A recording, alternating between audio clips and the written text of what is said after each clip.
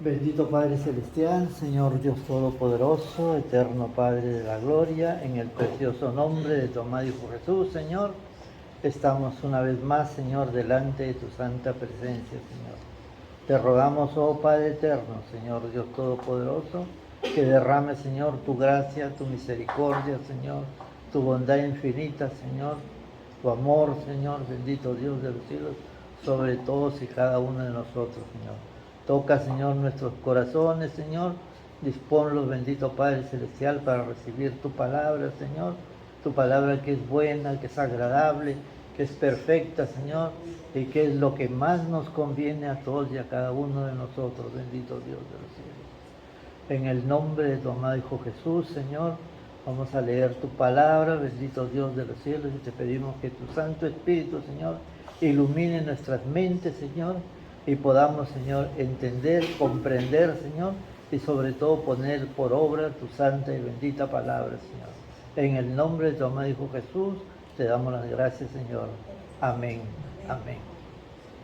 Bien, vamos a escuchar la lectura de la palabra por medio de nuestra hermana Gloria, quien va a leer en el libro de Lucas, capítulo 15,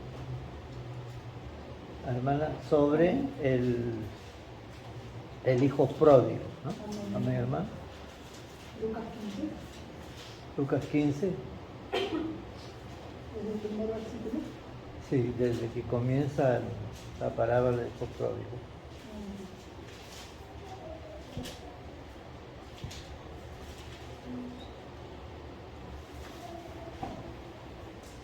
Amén.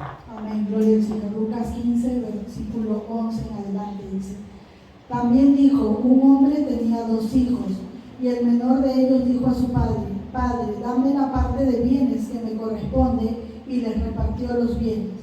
No muchos días después, juntándolo todo, el hijo menor se fue lejos a una provincia apartada, y allí desperdició sus bienes, viviendo perdidamente. Y cuando todo lo hubo malgastado, vino una gran hambre en aquella provincia, y comenzó a faltar. Y fue y se arrimó a uno de los ciudadanos de aquella tierra, el cual le envió a su hacienda para que apacentase cerdos. Y deseaba llenar su vientre de las algarrobas que comían los cerdos, pero nadie le daba. Y volviendo en sí, dijo: ¿Cuántos jornaleros en casa de mi padre tienen abundancia de pan, y yo aquí perezco de hambre? Me levantaré e iré a mi padre y le diré: Padre, he pecado contra el cielo y contra ti. Ya no soy digno de ser llamado tu hijo. Hazme como a uno de tus jornaleros. Y levantándose vino a su padre, y cuando aún estaba lejos lo vio su padre, y fue movido a misericordia, y corrió y se echó sobre su cuello y le besó. Y el hijo le dijo: Padre, he pecado contra el cielo y contra ti, y ya no soy digno de ser llamado tu hijo. Pero el padre dijo a sus siervos: Sacad el mejor vestido y vestidle, y poned un anillo en su mano y calzado en sus pies. Y traed el becerro gordo y matadlo, y comamos y hagamos fiesta, porque mi hijo muerto era y ha revivido, se había perdido y es hallado. Y comenzaron a regocijarse. Amén. Gloria a Dios. Bien, amados hermanos, la parábola del hijo pródigo comienza en el versículo 11, pero quiero ponerle en antecedentes que desde el versículo 1 al 11 habla el Señor Jesús de 2 parábolas muy cortitas. Una de ellas es la parábola de la moneda, de un dracma. Era la moneda en el primer siglo, en la era de nuestro Señor Jesucristo, en los primeros años de él, existía esta moneda que era romana y que se llamaba el dracma. Esta moneda representa a la persona que está perdida en este mundo, porque la moneda es un elemento que no tiene sentido, que no tiene capacidad de raciocinio, que es un ser inerte, ¿no? Así está Jesús representando a la gran mayoría de las personas que viven en ese mundo sin tener conciencia de ello y sin tener conciencia de que están perdidos. Son personas que no saben que están perdidos, ¿no? Y si alguno de nosotros se acerca muchas veces a hablarle sobre la palabra de Dios y le decimos que si son salvos, ellos nos van a decir, ¿salvos de qué? Porque ellos tienen clara idea de que no están perdidos en este mundo, que están en la razón y que los perdidos y que estamos descocados somos nosotros, ¿no? Luego también tenemos la parábola de la oveja perdida, la ovejita perdida. La ovejita es un animal que representa también a la humanidad, que sabe que está perdida, pero que quiere encontrar el camino. Así en el mundo hay muchas personas que se dan cuenta que están perdidas y que quieren regresar, pero no encuentran el camino, no saben cómo dirigirse al lugar de su hogar, de su destino. Están perdidos, están conscientes de que están perdidos, pero no saben cómo regresar. Y luego tenemos la famosa parábola del hijo pródigo, una parábola que seguramente ustedes la han escuchado en muchas oportunidades y que tiene un impacto muy grande en la vida de nuestros hermanos. En esta parábola Jesús nos está mostrando el carácter y la personalidad de nuestro Padre Celestial y nos está mostrando también el comportamiento que tienen los seres humanos frente a la realidad en que viven.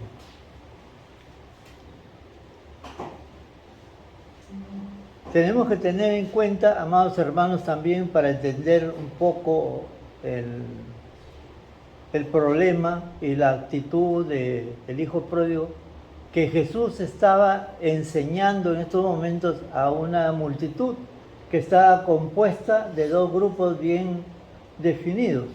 Uno de ellos eran los maestros de la ley, los fariseos, los saduceos, ¿no? Los doctores de la ley, algunos sacerdotes, y al frente de ellos teníamos a los publicanos, a las multitudes, a donde habían enfermos, y que el pueblo judío siempre consideraba a aquellos que eran paralíticos, cojos, ciegos, en fin, que tenían alguna enfermedad, que estaban enfermos porque habían cometido algún pecado. Eran los pecadores públicos. Jesús tiene entonces dos grupos de espectadores. Están atentos a lo que Jesús está enseñando. Y comienza la narrativa de el hijo pródigo diciendo que había un joven, que el padre tenía dos hijos, ¿no? El dueño de una hacienda tenía dos hijos, uno mayor que el otro, pero los dos eran también mayores de edad, solamente que había uno de menor edad. Y el de menor edad es el que va hacia el padre y le dice: Padre, dame la parte que me corresponde de la herencia. Y el padre, sin discutir, sin decirle palabra alguna, le accede a su petición para repartir la herencia. Según la costumbre del Oriente, en la época de nuestro Señor Jesucristo, porque este hecho se da justo en el momento que está nuestro Señor predicando la palabra, existía la costumbre, la ley, de que el padre repartía la herencia repartía la herencia entre los hijos de la siguiente manera: el primer hijo, el primogénito, recibía 2/3 partes y el resto lo dividía entre los hijos, así fueran 3, 4, 5, pero en este caso había uno, o sea que a ese uno le tocaba la 1/3 parte. 2 primeras partes para el hijo primogénito y una 1/3 parte para el hijo menor en este caso. ¿Qué significaba eso? Ya ustedes se pueden imaginar lo que la audiencia estaba en ese momento expectando. Del lado de donde estaban los fariseos y los saduceos estaban completamente sorprendidos y perplejos de que el hijo menor se hubiera atrevido a pedirle al padre la herencia, porque eso se acostumbraba solo cuando el papá había muerto, recién se repartía la herencia. Pero este joven se atrevió a pedirle anticipadamente. Para la audiencia que tenía Jesús ahí, era una ofensa terrible. Era como haberle dicho al padre: ¿sabes qué? Muérete mejor, porque no necesito de ti, no necesito tu autoridad, no necesito, ¿no?, que tú me estés mandando. Yo necesito vivir mi vida totalmente independiente, dame lo que me corresponde, porque yo quiero hacer de mi vida lo que me parezca. Yo quiero ver con mis ojos lo que quiero ver, quiero irme con mis pies por donde yo quiero andar, quiero hacer de mi vida lo que quiera, porque yo soy dueño de ella. Desafortunadamente, tendremos que decir que este joven no puede ser dueño de la vida. Dueño de la vida es Dios. Le ha prestado la vida así. Puede hacer lo que él guste mientras está vivo, pero él no es dueño de la vida. El dueño de la vida es nuestro Padre Celestial. El Padre, sin reprochar, comienza a alistar todo para entregarle la herencia al hijo. Probablemente el padre tuvo que malvender parte de la hacienda, tuvo, como se llama, que rápidamente juntar el dinero para darle al hijo, ¿no? Al hijo no le importaba, digamos, lo que el padre en ese momento estuviera sufriendo, porque se supone que un padre siente terriblemente cuando un hijo se va a desprender de él después de vivir tantos años juntos y sabiendo que tiene, como se llama, que pasar muchas peripecias por no tener experiencia en la vida, quién sabe cómo le va a ir, a dónde va a ir, todo teniendo un sufrimiento desgarrador en su alma. Al hijo no le importa el padre, a él lo que le interesa es tener las cosas del padre, tener los bienes del padre. Es así la actitud muchas veces del ser humano, amados hermanos. De nosotros también nos comportamos así muchas veces. Queremos las cosas de Dios, las bendiciones de Dios. Queremos que Dios nos prospere, queremos que Dios nos saque de enfermedades y de miles de problemas. Pero no queremos muchas veces hacer lo que Él nos pide. No queremos obedecer sus mandamientos, sus leyes, ¿no?, sus estatutos.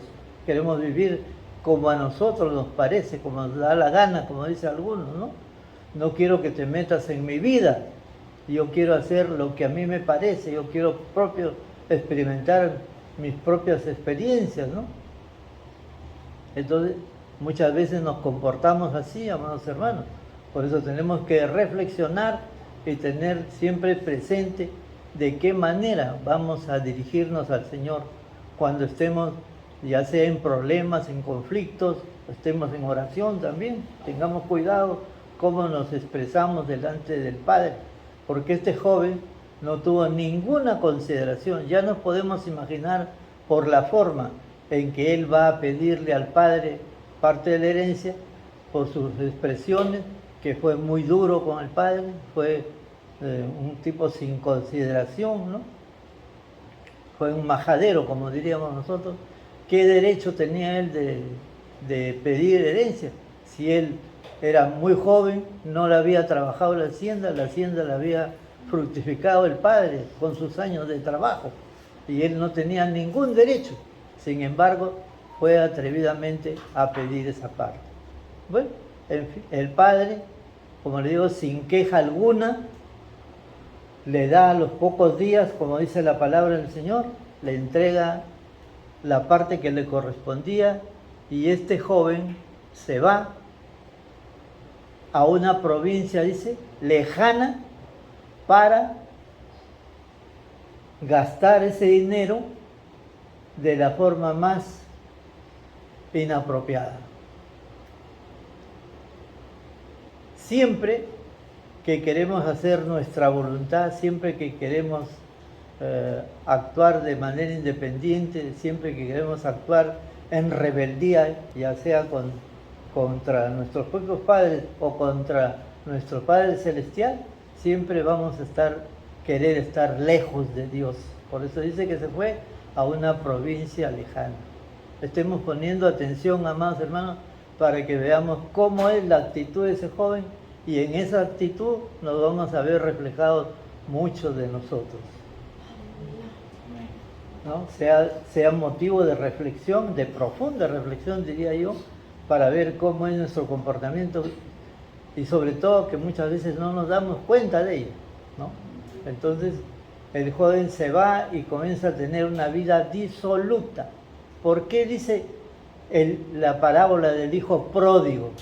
Porque pródigo quiere decir un gastador inconsecuente, uno que gasta sin darse cuenta de lo que hace, sin ninguna responsabilidad, ¿no? Lo desperdicia todo, es un gastador, como se dice, crónico, un adicto al gasto, ese es un pródigo. Así como a veces también nosotros podemos ver en muchas personas que tienen la costumbre de gastar simplemente por gastar, se van de compras y se van y gastan todo el dinero sin tener en cuenta si es necesario comprar lo que están comprando o no. Así se portó este joven, lo malgastó en diferentes formas y de formas todavía, como dice la palabra, corruptas, de una forma, digamos, en borracheras, en orgías, en quién sabe en qué lugares se fue a meter y gastó con amigos, y mientras hay dinero, hay amigos, pero cuando se acaba el dinero, cuando ya no hay a quién invitar, entonces ahí vemos que todos comienzan a desaparecer, ya no existen amigos en esos momentos. Cuando hay riqueza, sí, estamos rodeados de mucha gente que nos admira, pero cuando no tenemos que compartir, ya todos se alejan, nadie más bien nos ayuda, ¿no? Y así le sucedió a este joven. Una vez que no tenía nada que compartir y como consecuencia también de una vida de pecado, también, digamos, viene desastres sobre nosotros, ¿no? Porque el pecado es una enfermedad que contamina, amados hermanos, y que daña todo lo que está alrededor nuestro. Y en esa provincia lejana, dice, había pues mucha corrupción, eran muy disolutos todos los que vivían por allá, y de esa manera Dios mandó una plaga, una hambruna en la que no había alimento, y quedó él en la miseria y en la pobreza después de gastar disolutamente todo el dinero. Entonces no le tuvo más que buscar a quien, como dice la palabra, arrinconarse, y encontró un hacendado que era uno que criaba cerdos. ¿Qué importancia tendría que él críe o cuide cerdos?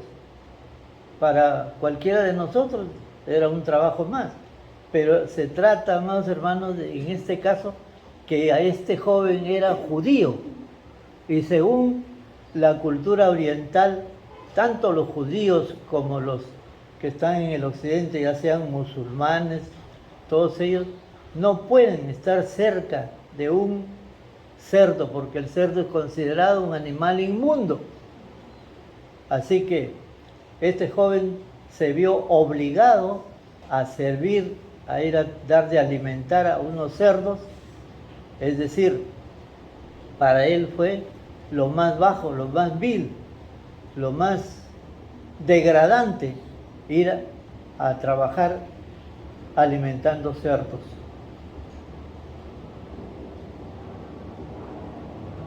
El hecho, como digo hace un momento, el pecado siempre nos va a degradar, el pecado siempre nos va a hundir, el pecado siempre nos va a poner en lo más bajo. Y eso es lo que justamente representa aquí, que este joven cayó en la más indignante situación de tener que atender cerdos, e incluso era tanto la hambre que dice que él también quería comer del alimento que comían los cerdos.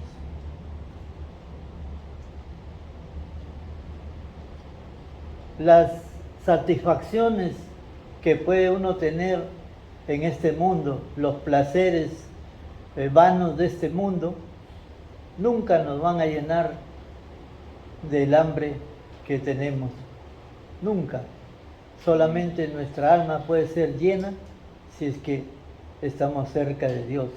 Por eso el Salmo 62, 2 dice: solamente en ti está acallada mi alma. El hecho de que este joven tenga hambre y no pueda ni siquiera comer las algarrobas está significando, amados hermanos, que los placeres de este mundo nunca nos van a llenar, nunca nos van a satisfacer. En el corazón tenemos, hermanos, un espacio, un hueco, podríamos decir así, que solamente se puede llenar con la presencia de Dios. Amén. Solamente Él es el que nos puede dar esa grande satisfacción y esa llenura. Amén. Este joven, estando en esa condición tan denigrante, llegó en un momento en que pensó, en que su entendimiento se despejó por un momento y se dio cuenta en qué condición estaba, a dónde había llegado. Y dijo: iré a la casa de mi padre y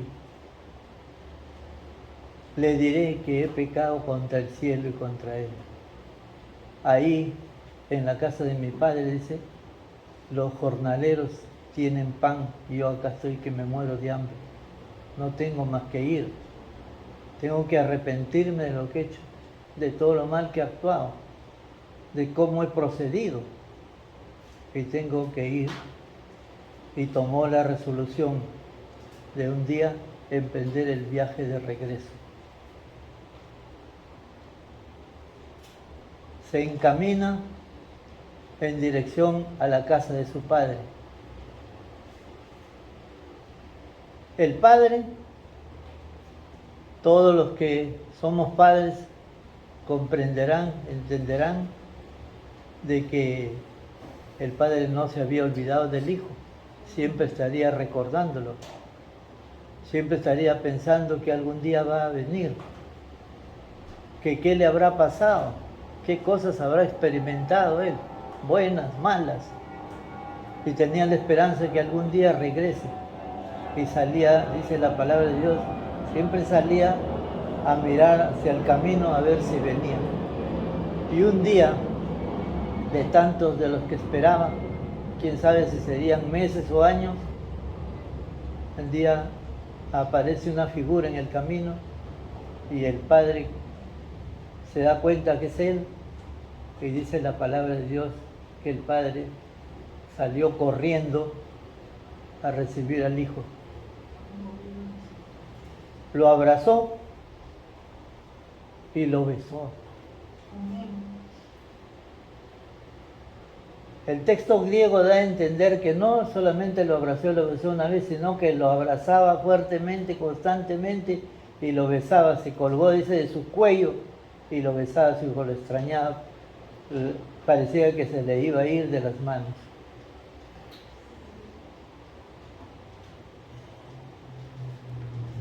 Según las costumbres orientales, amados hermanos, y en la época de nuestro Señor Jesucristo, un padre, un anciano, una persona mayor de edad, una persona que tenía cierto estatus social porque era un hacendado o tenía grandes extensiones de terreno, o era una persona que era la máxima autoridad en su familia. Y antes las familias no eran pequeñas, eran clanes de 30, 40, 50 personas, ¿no?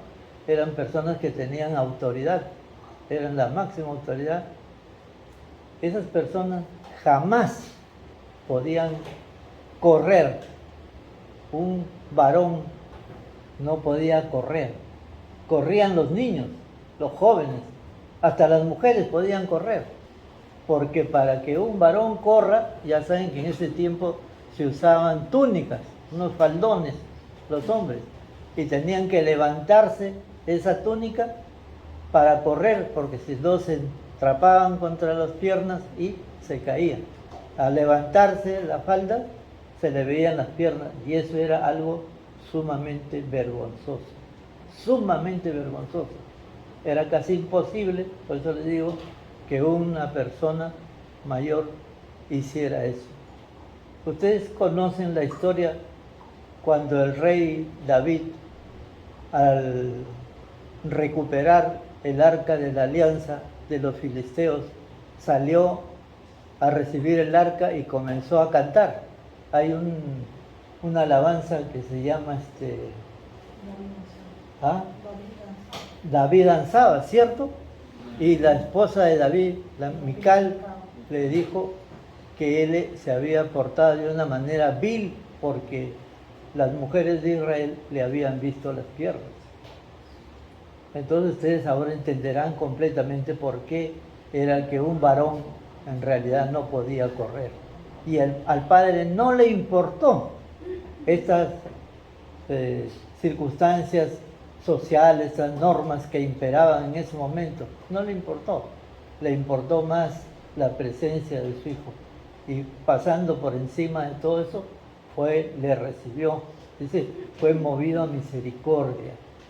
Por eso dice la palabra de Dios que la misericordia de Dios es inagotable. Todos los días es nueva, dice. Todos los días es nueva. El hijo, apenas el padre lo abraza, comienza a decir: Padre, he pecado contra el cielo y contra ti. He pecado. No merezco ser nuevamente recogido como hijo. Simplemente quiero ser un jornalero. Pero el padre no lo deja terminar el discurso que él había seguramente ido repitiendo a través de todo el camino.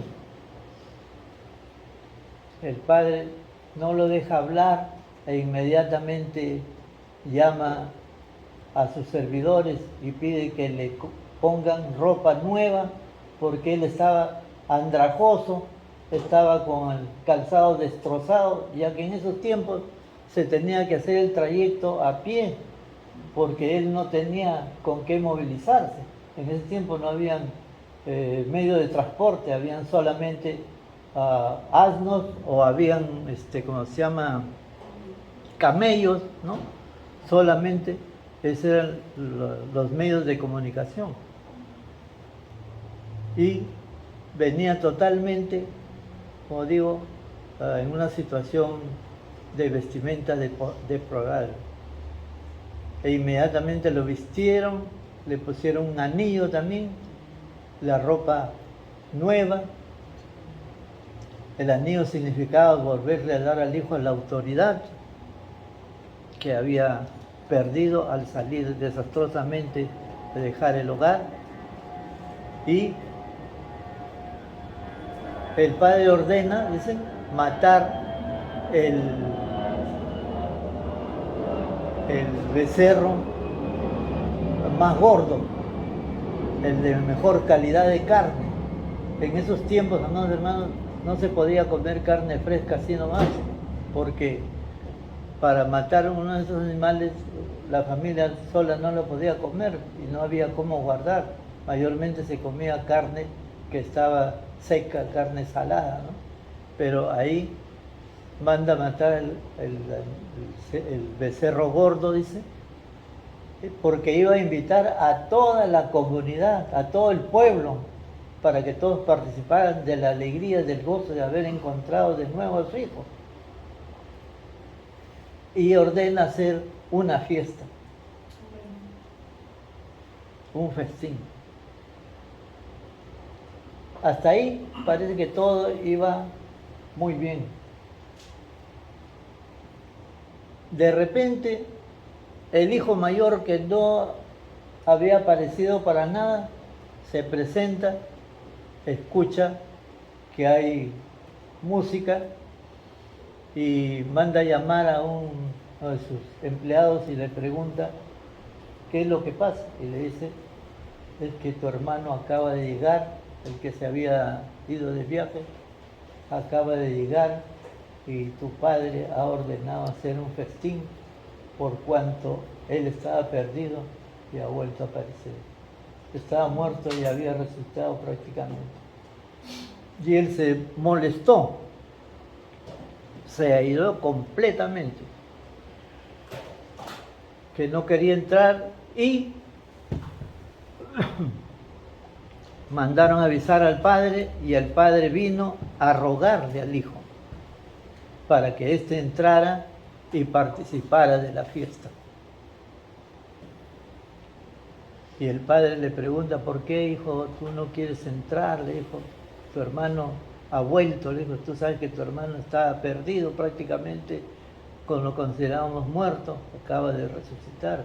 Y por ese motivo he ordenado yo que se haga una fiesta. Ven, participa de él. Y él no quiso entrar, estaba completamente enojado. Y le dijo, padre, le dijo, ¿cómo es posible? Le dijo que yo nunca te he obedecido, siempre he estado contigo. Todo lo que me has pedido he hecho y nunca te he abandonado. Y ni siquiera una sola vez me has dado un cabrito para comerlo con mis amigos, para también tener un momento de alegría con ellos.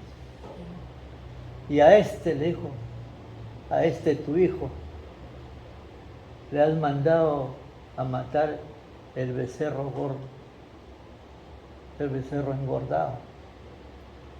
Este que ha dilapidado tu riqueza, la tercera parte de la hacienda, dice, este que lo ha malgastado, quién sabe con rameras y en qué otras perversidades. En realidad, no se sabe de dónde pudo él sacar esa idea de que su hermano había estado con rameras. No se sabe si fue un momento de cólera que le salieron esas palabras o él tenía alguna información que los demás no tenían. Pero el hecho es que fue un acto bastante insultante, ¿no? Y él se negó, ¿cómo se llama?, a entrar a la fiesta. Y el relato termina ahí. Termina sin acabar prácticamente, si ustedes se habrán dado cuenta. ¿Por qué Jesús deja este relato sin terminar? Para que todos y cada uno de nosotros tomemos un día la decisión de volver o no de volver a la casa, al lugar que nos corresponde estar, porque el hogar no es simplemente un sitio donde podemos estar, es el sitio donde nos quieren, donde nos aman, donde nos atienden, donde nos reciben, donde encontramos el calor, el afecto familiar. Es el sitio donde podemos estar con entera confianza rodeados de nuestros seres queridos. Es el lugar al cual naturalmente debemos anhelar ir siempre. El hogar en ese momento está representando, más hermanos, el cielo, a donde todos tenemos que ir un día. El joven que llega a estar en la fiesta llega por una acción que él toma. Él dice, ¿no? Volveré donde mi padre y le diré que he pecado contra el cielo y contra él. ¿Por qué? Porque en ese momento él se arrepiente, se da cuenta de la actitud que había tomado, que era una actitud completamente desconsiderada, desleal, había ofendido al Padre, ¿no? Le había desgarrado el alma, el corazón prácticamente, y entonces él se arrepiente de haber actuado de esa forma. Se da cuenta que su actitud era totalmente inapropiada, que no era la propia actitud que debería tener un hijo, que debe estar siempre agradecido de lo que ha hecho su padre, y esa actitud de volver, ese arrepentimiento, Señor, le abre las puertas del hogar y recupera todo lo que había perdido. En cambio encontramos que en el hijo que nunca se había apartado, el hijo que siempre obedecía, que todos dirían que ese es el hijo bueno y el otro sería el hijo malo. Pero la palabra del Señor nos enseña, amados hermanos, que no hay ni uno solo bueno. Todos hemos pecado, dice la palabra de Dios. Todos, sin excepción, todos nos descarriamos. Por eso dice la palabra también, amados hermanos, que la paga del pecado es muerte. Y la dádiva, o sea, el regalo de Dios, el regalo, siempre tenga presente esto, el regalo de Dios es vida eterna en Cristo Jesús. Amén.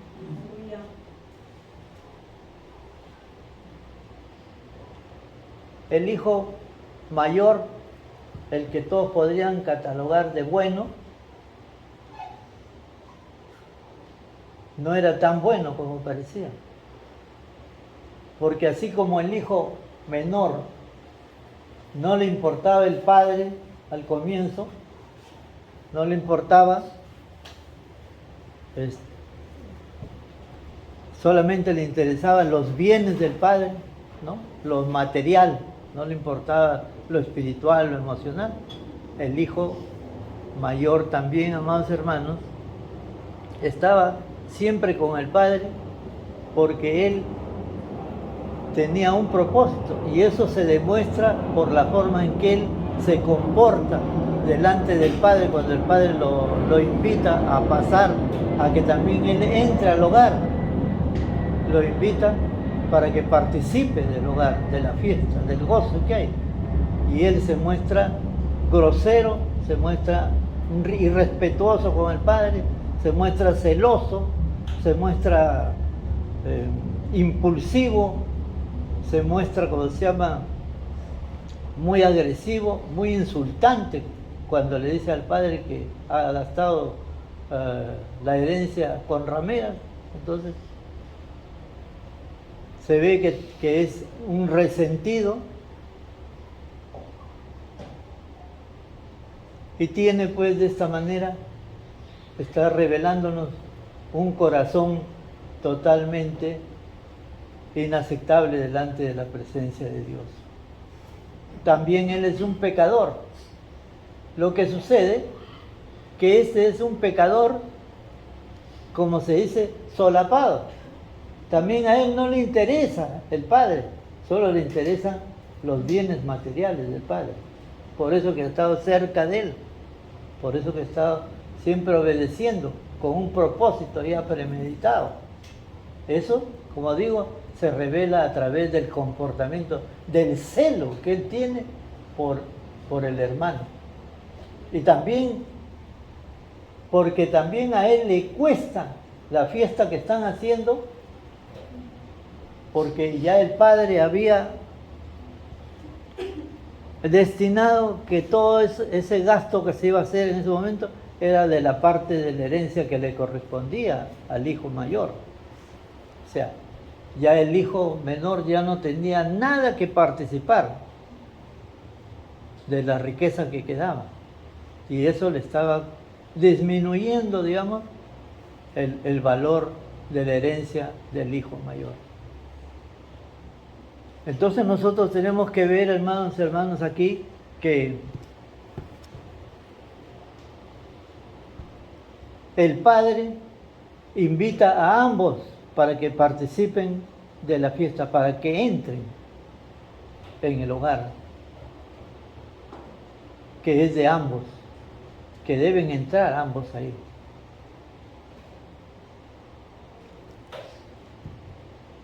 Sin embargo, uno, el hijo mayor, cuando se presenta donde el padre y argumenta que no quiere entrar, está él justificándose con las palabras que él dice, está presentando su justicia, está diciendo: yo nunca te desobedecí, yo nunca te dejé, nunca te abandoné. Él está diciendo: yo tengo derecho de entrar porque yo siempre estuve contigo, pero ahora no voy a entrar porque no quiero participar, ¿no?, de lo que él está participando. Para mí es injusto que él esté ahí y yo esté afuera. Pero no es así como Dios ve las cosas, amados hermanos.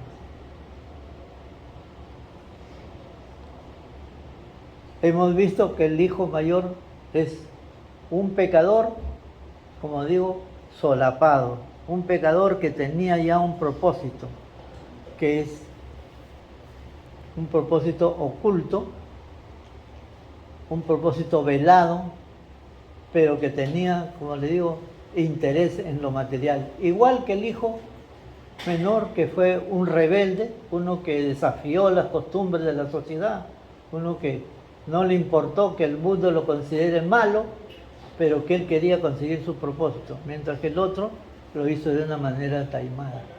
Para los dos, para Dios, los dos eran pecadores, pero sin embargo Dios les estaba ofreciendo la entrada al hogar, al reino de los cielos. ¿Qué significa esto, amados hermanos? Cuando decimos que en Cristo Jesús tenemos vida eterna, es el regalo de Dios, la dádiva de Dios, vida eterna en Cristo Jesús. Dios nos va a dar, amados hermanos, y nos da la salvación eterna sin tener en cuenta nuestros méritos, lo bueno que hemos hecho o lo malo que hemos hecho. Porque cuando nos arrepentimos, Dios nos perdona de todo pecado. Solamente hay un pecado más que no es perdonable, que es el rechazo justamente a la gracia que el Señor Jesucristo pone en nosotros. Esa gracia del Padre de haber entregado al Hijo para que muera en la cruz del Calvario. Por eso ustedes recordarán el texto de Juan 3:16 que dice: porque de tal manera amó Dios al mundo que ha dado a su Hijo unigénito, para que todo aquel que en Él cree no se pierda, mas tenga vida eterna. Y además dice: porque el Padre no ha enviado al Hijo al mundo para condenar al mundo. El propósito de Dios no es que los hombres sean condenados, sino que sean salvos.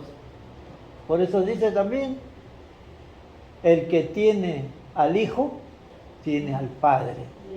De tal manera que no podemos tener relación con el Padre, no podemos tener intimidad con el Padre, no podemos tener amistad con el Padre, si no hemos recibido primero a Jesucristo como nuestro Salvador personal.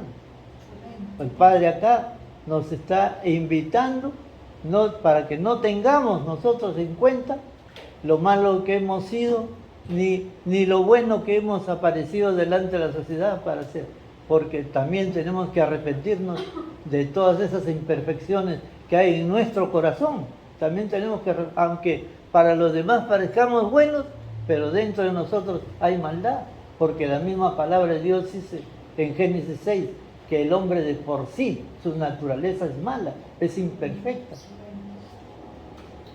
Había un filósofo griego que decía que el hombre es logro para el hombre. Efectivamente, vemos ahora cómo está la sociedad totalmente corrompida, corrupta, desalmada, sin piedad, sin compasión, unos a otros.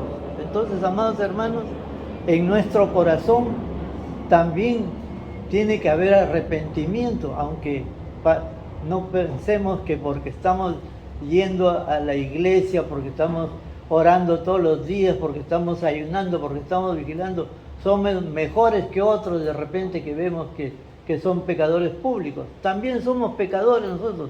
Tenemos que darnos cuenta de esa realidad que en nosotros está el mal, en las propias células de nuestro cuerpo está la maldad, porque hemos sido contaminados desde Adán y Eva y tenemos que tener conciencia de eso. Eso es lo que Jesús quiere hacernos entender, que tanto unos como otros tenemos que vivir totalmente agradecidos, porque la entrada al cielo no va a ser por nuestros méritos, va a ser porque Cristo ha pagado Amén. con su sangre y su sufrimiento en la cruz del Calvario, ha pagado nuestra salvación. Por eso se dice que la salvación no se pierde, amados hermanos.